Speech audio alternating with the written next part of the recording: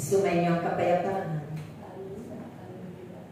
Magpatian ng may ngiti ang bawat isa ng kapayapaan.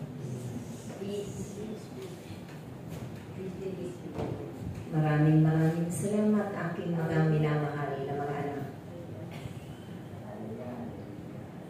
Sa mga pagkakataong ito, tunay na kayo man ay pinagpala ng Diyos.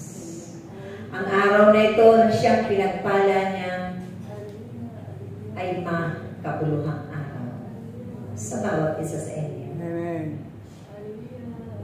Sa maraming kadahilanan kung bakit kayo ay nakatulungan. Subalit ito ang kalooban ng Diyos, aking mga anak. Sa bawat buhay ninyo, kayong lahat ay may pinagdadaanan. May mga nararanas na hirap at sakit. Maging kaligayahan man ito sa inyong mga buhay. Subalit naririyan, lagi kapiling ninyo ang Diyos. Lagi kaming namumuna dahil isa yan sa mga pangako ng Diyos sa bawat lingkod niya. Kung kaya't alisin ninyo ang inyong mga kalungkutan, mga pag-aalinlangan sa kanyang kapangyarihan, ang inyong mga pananalig, ang inyong mga pagtitiwala, higit ang inyong mga pananampalataya. Anumang bagay ang inyong nararanasan sa ngayon, aking mga anak, ipagkatiwala ninyo ang lahat ng iyan sa inyong amang nasa langit. Sa akin na inyong Panginoong Jesucristo, kung kayo man ay isinusugo sa nandako ng sanglibutan ito, magtiwala lamang kayo sa kapangyarihan ng Diyos. At ipapakita niya at ipapadama niya ang lahat ng biyaya at grasya. Ipagkakaloob niya sa bawat buhay ninyo. Magdaraan man kayo sa isang butas ng karayo na kung minsan parang hindi na ninyo makakayanan ito aking mga anak. Subalit narito ka. Ihanda lamang ninyo ang inyong mga sarili at tanggapin ito at pasalamatan sa Diyos. Dahil kayo man ang itinalaga niya, narito kami, katuwang ninyo sa lahat ng sandali ng inyong mga buhay. Biyaya lagi ang isa-isip ninyo. Dahil iyan ay kadi-kadi ng biyaya.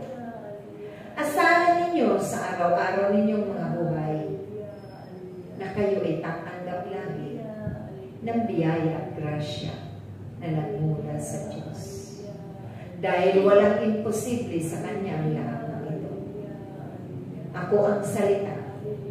Salita na nagkatawang tao, nahirapan, nagutom, inalimuran, inalipusta, pinaratangan ng walang katotohanan. Ang lahat ng iyan aking mga anak ay aking naranasan. Kayo pa kaya ang tao may kahinaan, nakakalimot kung minsan sa nararapat ninyong tukdin at sundin na mga mabubuting bagay na nagmumula sa Diyos. Subalit, ang lahat ng ito ay nauunawaan niya. Kaya't pakatibayin ninyo ang inyong pananalig at pagtitiwala sa Kanya, aking mga anak. Pakatibayin ninyo ang inyong mga pananampalataya. Lagi ninyong hingin sa Diyos. Yan aking mga anak.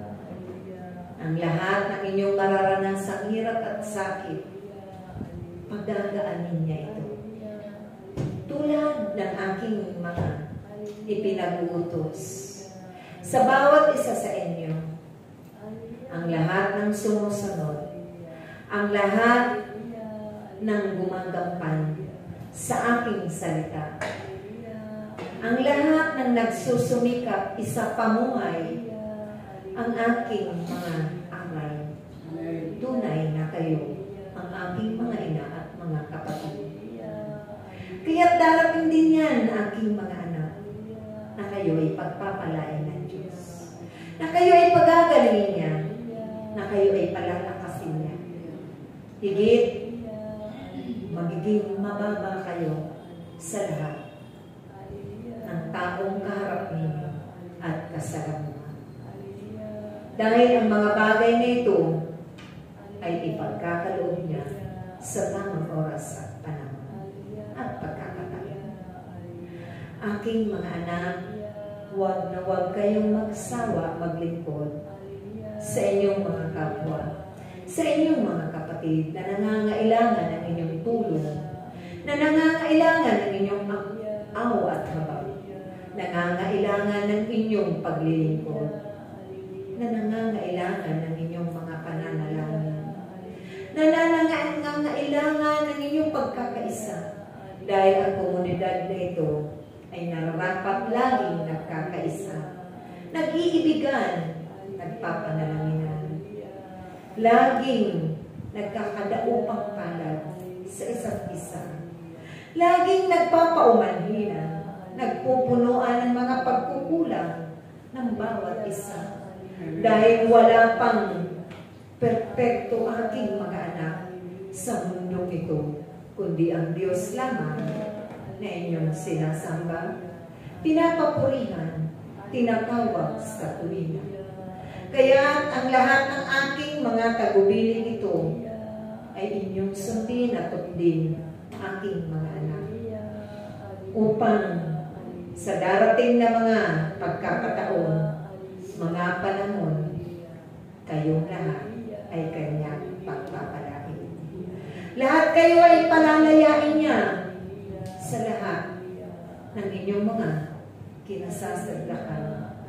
Kasalanan man yan, kahirapan, mga pangangailangan, mga kakulangan sa inyong mga buhay, dahil ito ang kalooban ng Diyos sa bawat tinawag niya.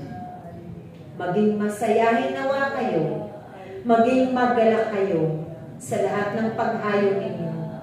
Bitbitin ninyo ang pag-ibig ng Diyos at ito'y ibahagi ninyo sa kanilang lahat.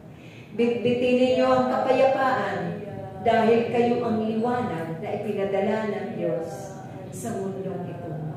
Sa bawat sulok ng sanglibutan ito, kayo ang nararapat na magliwanag sa kanilang lahat.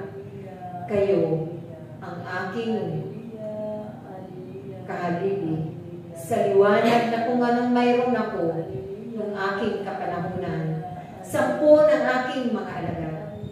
Naway magdingding ang liwanag na yan sa bawat sulok ng sanglibutan ito, aking mga anak. Sa bawat paroroonan niyong tahanan, sa bawat aakyatan ninyo ng kanyang mabuting balita, sa bawat babahaginan ninyo nito, aking mga anak, naway magliwanag ang kanilang kaisipan. Magliwanag ang tingin nila sa bawat isa sa inyo. Dahil kayo ang ipinadala ko na liwanag nilang lahat. Ganon din sa templo ito. Kayo ang magiging liwanag nilang lahat. Dahil sila'y kulang pa sa liwanag, aking mga anak, na nagmumula sa Diyos.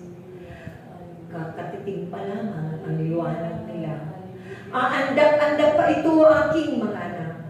Subalit kayo ay nagliliwanag na sa paningin ng Ama, ng Anak at ng Espiritu Santo. Kaya hingin ninyo na manatili ang liwanag ninyong lahat sa kanila, upang maliwanagan din sila. Dahil kayo ang magiging daluyan ng liwanag ng bayan ito. Kayo ang magiging daluyan ng liwanag ng inyong bansa, ng inyong mga kapatid, ng inyong mga kapwa sa sanlibutan ito. Naway ang liwanag na yan ay higit pa sa liwanag na inaasahan ninyo sa inyong mga buhay, upang silang lahat ay maliwanagan. Sumain niyo muli ang liwanag na nagmumula sa inyong Panginoon Kristo at manatili ito magpakailanman. Maraming salamat. Maraming salamat. Praise siya. Praise siya.